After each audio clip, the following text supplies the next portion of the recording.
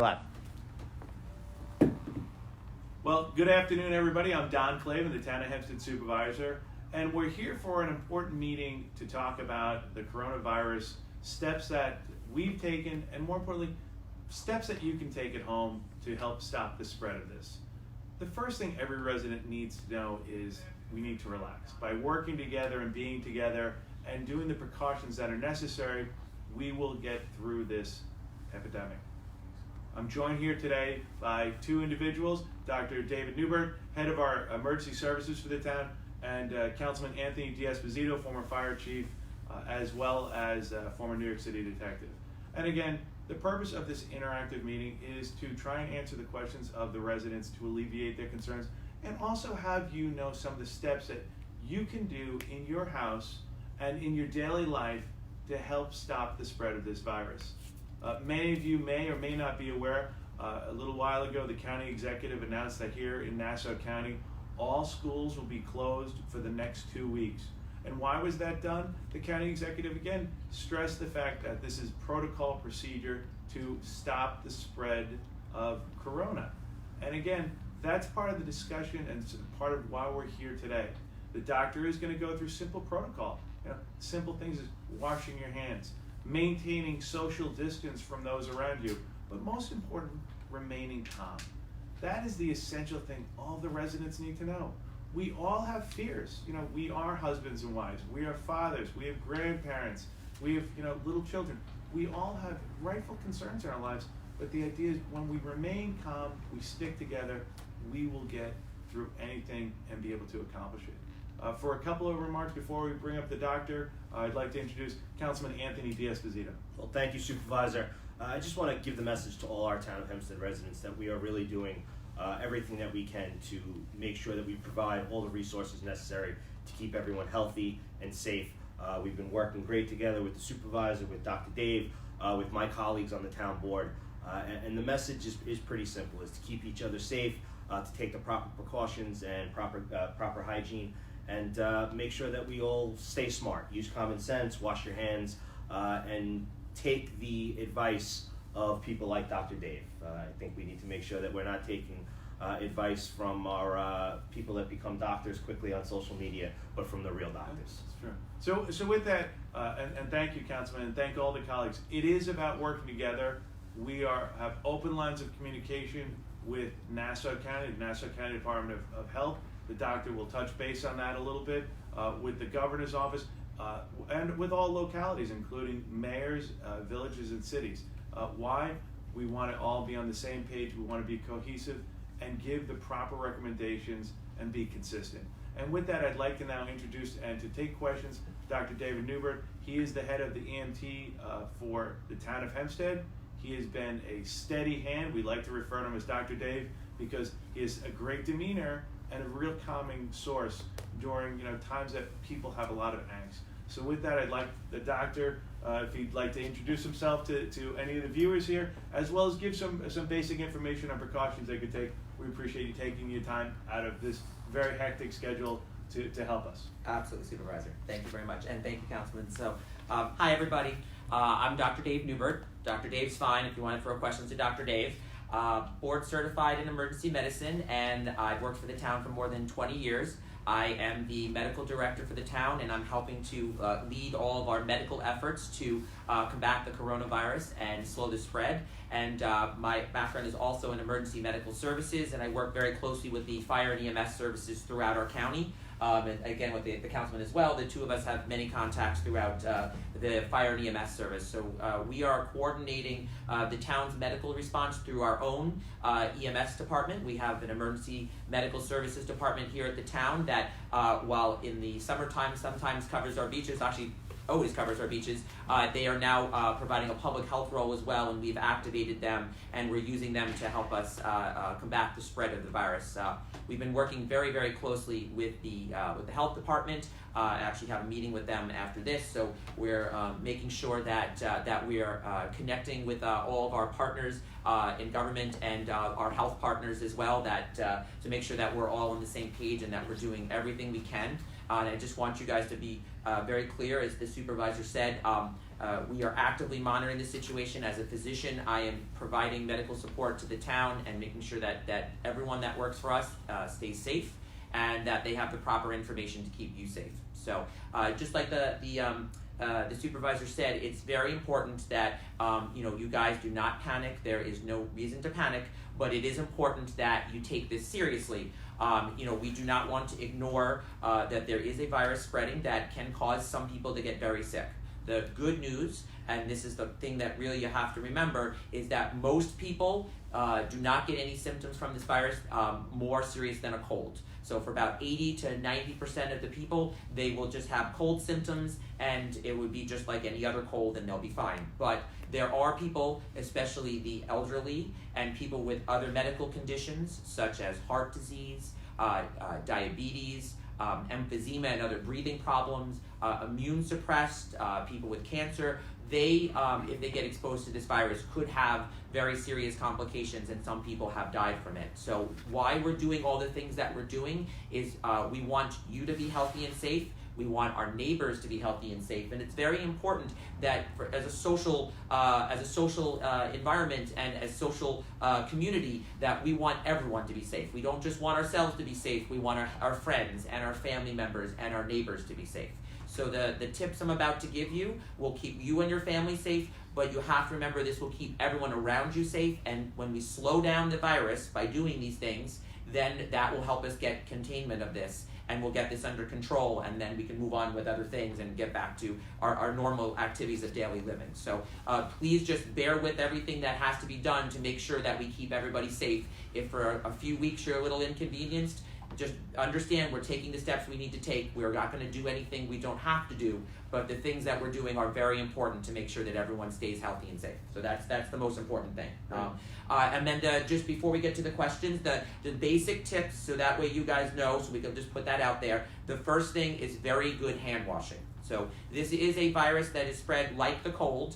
Obviously, it has some more serious characteristics for certain people, but just like any other virus, the most important thing is hand washing. It's a respiratory virus, so it goes in through your nose, and it goes in through your eyes, and it goes in through your mouth. And you notice I'm not touching my face, because that's also a very important thing, is you don't want to touch your face.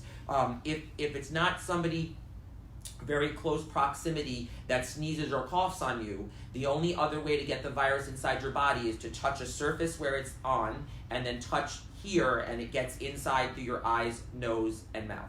So if you continue to wash your hands on a regular basis, that is the most important thing. Understandably, people are concerned because the hand sanitizer issue, where I know that lots of people are working on that, but soap and water is always your primary control here. So there's plenty of soap right now. Do not worry about that. Just make sure that you do your soap and water hand washing. Don't touch your face. That's also extremely important. If you don't touch your face, then you're not going to get it introduced into your body. And then the social distancing, also what the supervisor had mentioned. It's about a 6-foot radius. If someone coughs or sneezes, that those droplets could get in your vicinity. So for most things, if you could stay within about 6 feet, obviously there are things that you have to do where you can get closer to people. You want to minimize that contact, and direct contact, it's much better. No more handshakes. Sorry, guys. Everyone likes to do that, I know. But we really want to go to the foot taps like people have been doing, or the Corona elbow, or that way we're preventing the spread of this. I'm sure there will be some other questions, but just those very simple things. I just wanted to put that out there before we start answering other questions. That's the best way to go, and then we'll get to the questions, and I'm sure more stuff will come up from there. Great, thank you, Doctor. One of the key questions that I've received, it's already come up on the page a couple instances. People are hearing about testing, and they've heard about the testing facility, the first one that's been created up in New Rochelle for drive-through. What, if any, information, or can you tell about testing that is going to be taking place, or what is happening in Nassau County? Okay, that's a great question. So the first thing you guys have to understand is that testing is helpful for folks that are high risk, and to help us figure out how to slow this down. But the first thing that you can do is, if you develop symptoms of a cold, a fever, a cough, runny nose, stay at home. That is the most important thing. If you're not sure what to do after that, or if your symptoms are getting worse, trying to reach a doctor by phone, or a lot of the health systems now, including NYU and Northwell Health, they have telemedicine, and you can do a telemedicine conference. That way they can give you instructions on what to do. For the folks that get directed by a doctor to do testing or want to inquire about testing, we are going to have some more information on that very shortly. That is part of the reason that I've been reaching out to our partners at the state and our partners in the health department. But there are a number of testing sites at both urgent care locations and at another larger location that are currently in process. And as soon as we have the details of when those are open, we promise that the town will release that information immediately, and we'll have that in real time. So the testing is coming, that capability is coming, but the tests are not required for you to stay at home, to stop the spread, and to keep everyone safe. And if you're curious or you're not sure if you need a test, calling your physician's office or doing one of those telemedicine consults is the best way to find out, because then they can direct you where you need to go. And then obviously if someone is severely ill, you call an ambulance. But it's best if the folks that are healthy stay home, and we maintain the hospitals for the folks that may need a little bit higher level of service, in the background of what's been going on. I think an interesting question that just popped up. So I know when we started, you said that a lot of people who are going to experience the coronavirus, it'll just be like a common cold. So one of the questions, which I think is a good one, for those that may have experienced corona symptoms weeks back before it really became as prevalent as it is now, do people have the ability to get corona twice? That was a question. Okay, so that's a great question. You do not have the ability to get this virus twice. Okay. It is a singular virus. People can get the flu more than once because there are actually multiple flu viruses. Depending on the year, sometimes between 10 and maybe more. But this is a singular virus. So anyone who gets this virus once, your body immune system will fight it off, and then you will be immune to it. So you cannot get coronavirus again. And to also your point, Councilman, great question. This is being spread in our community. It may have been here for a few weeks prior to us recognizing that it got here. So there are lots of people that probably have already had this and did not realize it, just thought they had a cold because this also is flu season. And there are also just rhinoviruses and adenoviruses and lots of other viruses that call And we've had a terrible flu season. And it's been a terrible flu season and a terrible respiratory season. So, we're noticing this now, and we're taking the very important steps to slow it down, but it's probably been here for longer than we were aware because of, we were catching up to the information that was coming over from overseas, and there's always going to be a bit of a delay in that. So We've had a couple of questions out there regarding town facilities, and I do want to let residents know we did close Echo Park to be consistent with the county's state of emergency, where they closed the county swimming facility. We closed New Bridge Road, and we've also taken the liberty of closing senior centers. We do and are concerned about residents who do get lunches at our senior centers, and we are taking that to account, Haley. That's a good question. I just want you to know, I appreciate you pointing that out. If a resident or a senior who came to the senior center really counted out for a meal, we're taking that to account and we're following them. As the doctor has stressed so many times, our seniors are very, very sensitive in this. In fact, over a week ago, we took the precaution of bacterial spraying our senior centers. But now that the county executive declared a state of emergency, we wanted to remain consistent with them, so we've closed them, Echo Park. The other parks as of right now are open, and the county has urged people, with proper social distancing, go out, get some fresh air. We don't want people, getting together in them and mingling in a more normal social setting, but those operations are. And as things change, we'll keep the residents updated. We'll keep it through our webpage, our Twitter accounts, and things are going to change the way, and a lot of it stems from the advice of the doctor and what Nassau County Department of Health wants them to do. Another question, Nancy?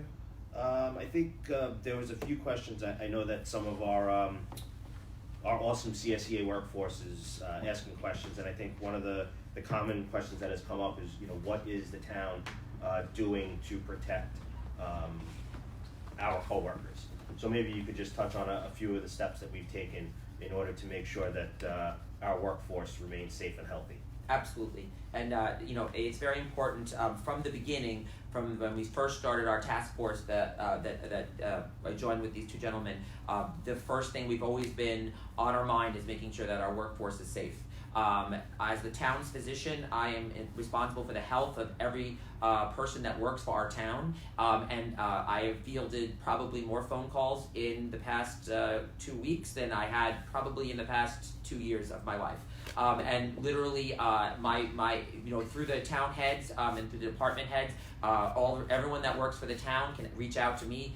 Anyone from the town or any of our workers that were not aware of this, that are watching this right now, you just have to reach out to your department head, and they have my cell phone number, and they will put you in touch with me directly, and we will make sure. We cannot take care of the public if our folks are not healthy, and that is extremely important that government continues to run. That has been part of the task that these gentlemen have put me on, is what steps do we need to take to make sure that our workforce can continue to function, government continue to function.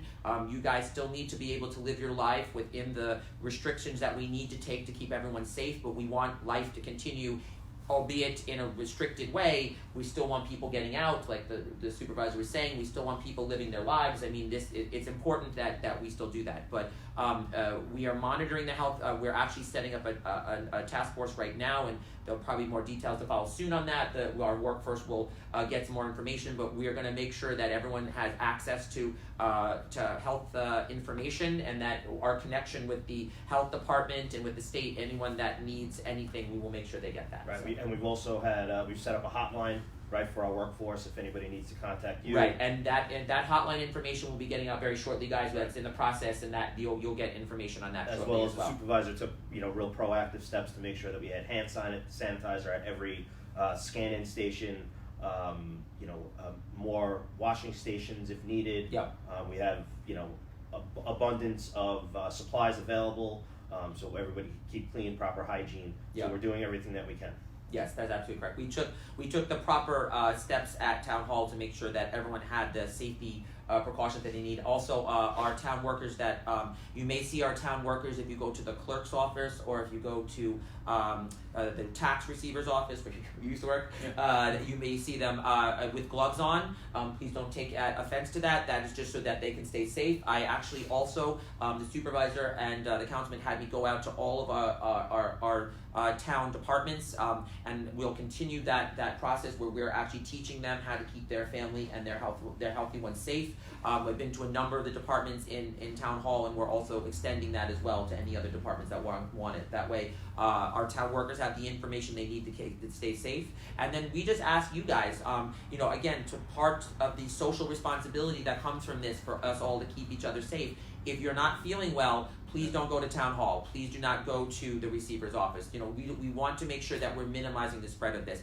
You're going to set up I remember, Supervisor, you're going to have a way that they can call, or if they need information, you're going to set up some remote stuff, Yes, correct? Absolutely. So that's in process. So if you don't feel well, but you need to interact with us, then there'll be a number for you to call, and we'll figure out how to help you out with that. And, if you go there and you have a cough, or you have a sneeze, you're going to do that in your arm. Please, again, this should be just in general. You don't want to touch your face again. So if you're in our facilities, just please remember, don't go there sick. If you have to cough or sneeze, just please do it into the arm or so that way you're not spreading that around. And if you see our town workers wearing gloves or doing some social distancing, they're not being rude. They want to help you. We want to keep everything open for you, but we just want to take the proper steps to keep everyone safe. No, and that was at the recommendation of the doctor over a week ago. We did install additional hand sanitizers on all the floors in the town buildings, as well as the senior centers. Again, we're all co-workers. We want everybody to be healthy, and we want everybody to work together, and we're very, very cognizant of that. And the people we work with should recognize that. The doctor's on staff for a particular reason, and that is for the safety of, yes, the general public, but everybody we work with in the town. And those steps are being followed. And again, as procedures and guidelines change, we will implement that. But most importantly, the resident should also, take that advice. That if you're not feeling well, don't go to work. Yeah. Take that. And this would be your work, guys, too. Not this. We're making this message to the town workers because that's where the question came from. But this would be for any job you're in. Do everything we're telling you to keep all of your coworkers safe. It's the same. It's the same for our town workers. It's the same for if you work for the county, if you work for a private organization. It's all the same. The recommendations are the same. We want everyone to be safe. There's an interesting question here. It says, Doctor, what is your take on reports that while kids are not impacted, they can best they can be best undetected carriers even when adults use precaution. And then the second part of the question is, will you be closing schools anytime? So the town of Hempstead doesn't have the authority to close schools, but I think right before we started this Facebook town hall, County Executive Curran did advise that schools will be closed for 2 weeks, right? She did. The county executive informed the town supervisors, and she had a public press conference at approximately 10:30 this morning, making that announcement that the schools in Nassau County are going to be closed for the next 2 weeks. And again, it's a necessary step, but the idea is, the overall health and safety of all the residents, and those are precautions that we need to take into account. Here's a question that I think. You have to answer the question about the kids. About the kids, yeah. So the question about the children. The really good news about this coronavirus. This is similar to one that we saw 20 years ago. Actually, the SARS epidemic that was in Toronto. I was actually a medical student in Rochester, so this is the second time I've seen a coronavirus. Some of those viruses were very impactful on children. The Spanish flu back in 1918 really impacted the young. The good news with this one for this question is that young children especially do not seem to be having any serious or fatal complications from this. It is the older people, it is the people that have medical conditions. We have to protect them. So the folks out there that have children, if you're worried about your children getting sick or dying from this, we do not see evidence that they are having serious complications. However, while initially reports were that children could not get this disease, we're now seeing that they can. They actually had one somewhere overseas. I saw an infant had this. So there is a possibility that children can be carriers for this, just like any other virus. Right. I mean that's most viruses are spread by children. The flu, cold viruses, what do you call it? Other viruses such as like other upper respiratory viruses like H flu and coronavirus and stuff, they all are spread by children, but thankfully the children don't get sick from this one. But if your kid is having viral symptoms, it is very important that you treat you do good hand washing, the same kind of thing. If your kid has a snotty nose, you don't want to touch your kid's snotty nose and then touch your eyes and face and stuff. So it's going to be the same precautions that you're going to take. You obviously can't quarantine your child, but you want to make sure that if your kid is sick, you're taking the proper precautions to make sure that your hands are clean and that you're not touching your face. So that way you don't spread it to you and to spread it to other people. But children being a reservoir for viruses is actually a very normal thing in the land of virology. But this one, thankfully, is not causing them to have bad complications, but it's mindful that you don't want to spread any viral syndrome from your child to other people. So that should be for any virus, not just for this one. Yeah, you touched on it. A question that comes up is quarantine. Yes. The necessity of quarantine, so residents will maybe understand a little bit better. What is the overall purpose of why they're asking people to self-quarantine if there's a concern? Okay, so again, to understand the importance of this, guys, for each individual person, the risk of a bad complication from this is still fairly low. But the problem is for society, especially for the older people and the sick people, that risk is higher than usual. So for a normal flu season, if you look at the numbers, the rate of fatal or serious complications is typically around 0.05%, maybe lower than that depending on each year. This has been a very bad flu season, and we've had more than 20,000 flu deaths in the United States. And many, like 30 million people or so, get it. But you don't quarantine people for the flu because the risk of really bad complications is still low for a society as a whole. They're seeing across the board on this one that the risk is about 2%. So when you're looking at a society perspective, we don't want that risk, because then you're going to start overwhelming the system with very sick people, and then the hospitals will start to get overwhelmed and it will start using up resources very, very quickly. The reason we quarantine people for something like this is not because individual people necessarily should be worried, but we don't want the society functions to be impacted. We want the hospitals to work, we want the ambulances to respond, we want the police to be involved, we want the doctors to be able to see sick patients. So we want to conserve the resources for the folks that need it, and then don't use resources that we don't need. So by asking someone to quarantine, we're taking the people that are not that sick and asking them to stay home so they don't spread that virus to somebody that may get very sick and use up a lot of those resources. And then that way the folks that do get very sick we can put our resources to helping them, so we push that number down. Depending on the countries, some of the countries have only had a 1% complication risk from this, but some of them have had very high ones from coronavirus, that's 7, 8, or 9%. We're not anywhere near that high one right now, but we are seeing some other countries getting very badly impacted, Italy and China especially, and we don't want to end up in that same situation. So this is basically like, I was actually saying to these gentlemen at one of the meetings, this is kind of like a fire alarm going off. You hear the fire alarm go off, you walk outside of the building because you don't want, we're all used to that. That's something we're used to. You hear a fire alarm, you go outside because the building could be on fire. But usually, most of the time, the building's not on fire. And for each individual person, your building is probably not on fire. But if we don't heed the fire alarm now, and there is a problem, then we're not going to have the resources to take care of that problem. So it's much better to be a little bit inconvenienced, to miss your ball game, to have to postpone your banquet now, and then society moves on normal, and we don't, and people stay healthy, then not heed these warnings and not do these things, and then run into a problem where suddenly we have a lot of sick people, and then that's going to be a different situation. So this is no need to panic. It's precautionary, but these precautions should not be ignored. Just like you would not ignore a fire alarm in a building, you should not ignore the things we're asking you to do, because this is how you can contribute to keeping your friends and family healthy. That's the thing. People feel powerless. That's why everyone's buying toilet paper and all these things that don't fight a virus. But in this case, this gives you the power to take care of this. You can keep your family healthy. You can keep your neighbors healthy. Do the things we're asking. Heed the things we're doing. Understand we're not doing this because we're overreacting. We're following very clear instructions, and we looked back at previous pandemics, and we're following the same things that they've done. So we've done this before, and we know that these work, and that's why we're using these controls to slow this down and to allow us to continue to function and do what we need to do to help everybody. In government, we have a responsibility to function. Yes, the government absolutely. cannot shut down. And our EMS system cannot shut down, our hospitals cannot shut down, our police department, our fire departments. So we want them to have the resources to continue doing their job, and that's why if you have to stay home and that's not using up those resources, you're safe and community safe, and that allows us to do what we need to do to keep the people calm and healthy. Yeah, and I noticed one or two people talking about some of the town programs. We've actually cut down on the town programs that because of crowd sizing. There were a couple of programs that one of our 2 special needs camps that we had to stop the program. It's going to be rescheduled at a later date. And for overalls, we're trying to limit the size of people who can participate.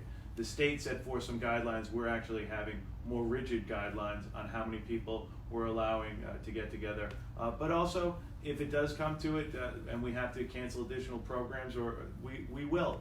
Whatever steps need to be taken to protect the public at large, the co-workers, we will do that. And that's a necessary thing. And I know everybody watching this understands that. But again, it is about not striking the fear that is starting to paralyze people out there. You see it when you go to the store. You see it on people's faces. You see it in some of the responses. Again, the idea the doctor is helping to address some of these questions, to put people a little more at ease.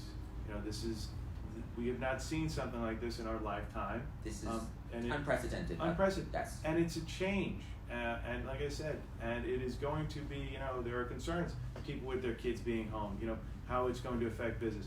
There are also going to be other ramifications down the road economically that are, we don't even know what those potentially could be.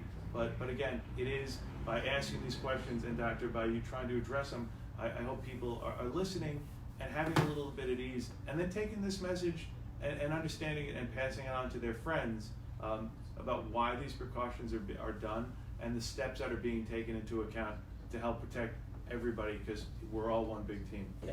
Oh, so can I say something? Guys, there's also a confusion over what quarantine means, and I just would like to address that because we get a lot of those questions, and then I'll get to that. The quarantine does not mean that somebody is sick, and it does not mean that they're going to get sick. But if they're in direct contact with someone we know has the virus, it can take sometimes up to 5 days and maybe a little bit longer for that person to develop symptoms. So again, it's this, there's 2 ways to control a virus. One would be to contain it, but we were unable to contain this one for many reasons. We didn't have the right information. We attempted it, but it had already been here and we didn't know. So once you can't contain it, then you have to flatten the curve, it's called. So basically, a virus will peak in activity and then come back down, kind of like a bell curve. What we want to do is stop that peaking and flatten it out like this, and then that will shorten the time it's here, shorten all of the impacts, medical, economic, all the stuff you guys are talking about. So that's what we're doing by quarantining and doing these steps. It slows that and flattens that curve. The quarantine is just taking people that might get sick but have a high risk and taking them out of the picture, so then we don't have to keep chasing after it. So being quarantined, if you know somebody that's been quarantined, that does not mean that you're going to get sick, and that does not mean you need to panic. What we do suggest is if you know someone that's being quarantined, the only thing you need to do is self-monitor. Check your temperature. Everyone should have a thermometer. That would, I'm probably going to cause a run on thermometers now, and there'll be none left in the store. Everyone should have a thermometer and be able to check their temperature. So that way, if you develop a fever, then you stay at home and then you call your doctor. But if you know someone getting quarantined, that just means that that person is voluntarily staying at home to do the right thing for society. That does not mean that you're in danger. So I guess one of the questions that has come up over the last couple days, I know there was a specific question on here is, the summer's coming, should we still go to the gym? And I think Yes. the answer to that is you need to be responsible. Yes. Obviously, if you're not feeling good, you shouldn't be That's going correct. out in public. But if you are using the gym, so to speak, make sure you have wipes with you to wipe down your stations each time. Correct. But in general, supporting local business. So obviously our local business, local restaurants, local shops are the lifeblood of our communities, and with the panic, so to speak, there's less people shopping and less people eating. I guess the question is, are we following the same protocol like if you were going to the gym? Obviously, if you're feeling good and you don't have any symptoms, it's okay to go out and support your local deli or get takeout from a restaurant or eat at a local pub. Shop at a local store. This isn't about everyone staying inside. That's correct. So the couple other, just to this point, if it's on a surface, guys, it's very easily killed with just disinfectant, the usual wipes, Clorox wipes. Even if you have to do soap and water and then wash your hands, you're able to clean the surfaces. This is not anthrax. This is not Ebola. This is not something that requires some high level disinfection to kill. It's a cold virus. Also, it's not floating around in the air that you can't walk outside. It is not something that you can look at person. It requires direct contact to spread this virus. Direct contact is within 6 feet of somebody for 10 minutes or directly touching them. That's why we're telling them, don't touch your eyes and face, don't touch your hands. That's why we're doing the social distancing stuff, okay? Right. But if you just walk into, they're gonna get a shout out. I was in TCBY Yogurt yesterday in Garden City. I saw them every day this week because it's been a long week and I like my yogurt. And I went in there and that store is clean as can be anyway. And someone was in there asking the manager, is the store clean? And he's like, I cleaned the store anyway. Like you do not get this through casually walking into a store. We have to minimize large groups, large gatherings, because then there's the high risk if one person sneezes that a lot of people. But if you're doing just casual stuff in a store and you walk in and you do your interaction, you walk out, and then when you're done, you wash your hands and don't touch your face, and it requires to be within someone for about 10 minutes within that 6 feet distance for that to be considered a close contact where you'd have to worry about quarantining somebody. So if there's someone that has coronavirus, their close contacts get quarantined, but that is within 6 feet for 10 minutes or direct contact, hugging, kissing, handshaking, that stuff. That's why we're doing the social distancing. But if you walk in and out of a store, you're not going to be in anyone else's vicinity for 10 minutes. So you mentioned large crowds. So I think someone's asking what is the, so to speak, definition right now of a large crowd? Okay, so the governor has restricted anything less than anything greater than 500. Okay. Some other states have put restrictions of about 250. Just so you know, from the beginning, when I've been on the task force, the instructions that I've been giving the task force is between 60 and 100. There's not. The data changes constantly, so we felt at the town of Hempstead that giving the recommendation to be more conservative was a much safer way to keep everyone protected. But again, just anytime you're in a group with a lot of people, you want to be doing that social distancing. So, if you have 20 people somewhere, but they're all spaced apart, that's not really the problem. So if you're online at the local bagel store, keep your distance. Yeah, or but you can still go to the stores. But go back to that. We want our businesses to function. We want our community to function. We want people to live as much of their life normally as they can, with understanding the restrictions they need to take, so we keep everyone safe. But I would not go to somewhere where you have a bunch of people in a really close, like a lot of our fire departments have canceled their banquets. That is the responsible thing on top of the fire departments. A, we are the responders that are going out and helping people. B, there's no way to social distance in those type of so if you have large gatherings planned like that where it's not essential, then you should not be doing that. Right. But essential services and your normal life should continue as planned. So just to follow up on the commerce question, so there was a question, when people get shipments from, say, Amazon or a mail order or something like that, can the virus live on the boxes? And the second part to the question was, how long does the virus live on a surface? Okay, so there's some literature. This again is a virus similar to one we saw 20 years ago. So they do have literature on that original virus, and there's a new article that I just recently read where they did some research on this one. It looks that it does seem to like certain surfaces better than others. Especially some cardboard surfaces. It may live in hard surfaces like plastic. It seems that those two surfaces, it may stay a little bit longer. It's a little bit unclear, so I don't want to give you guys the wrong information. I want you guys to have the right information. Depending on the environment, it may be up to 48 hours that it could stay on the surface, but it must be the right environment and the right time. And remember, this is a cold virus, so it's very easily killed by cleaning, by soap, by rain, by heat, like various things. So if you're getting boxes from Amazon or something like that, the best advice I can give you is just all you need to do is just open the box outside your house. This would be the easiest thing, so no one panics, right? Outside your house, open the box, wash your hands.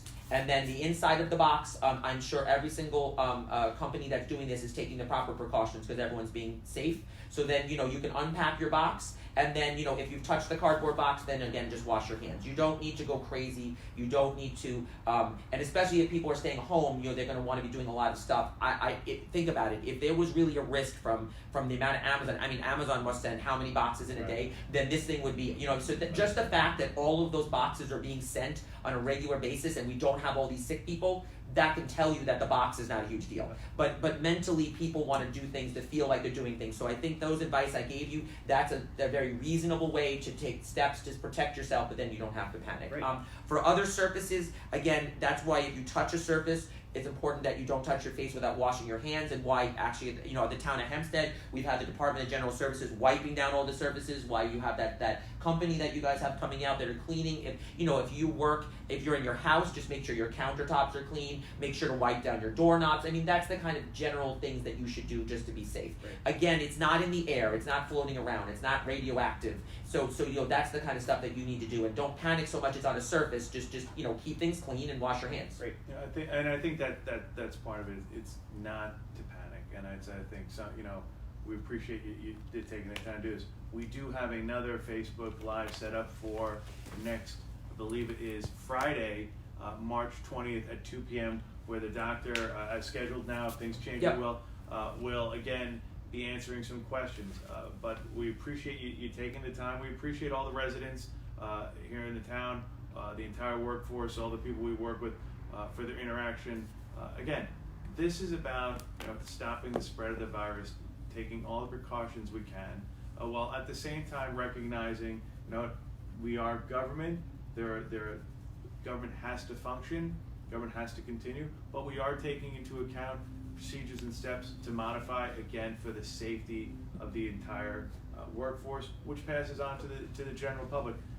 Doc, maybe in closing, if you want to give some last minute suggestions, last minute advice to all the viewers out there, really would appreciate it. And thank you again, Councilman Diaz for helping put this together.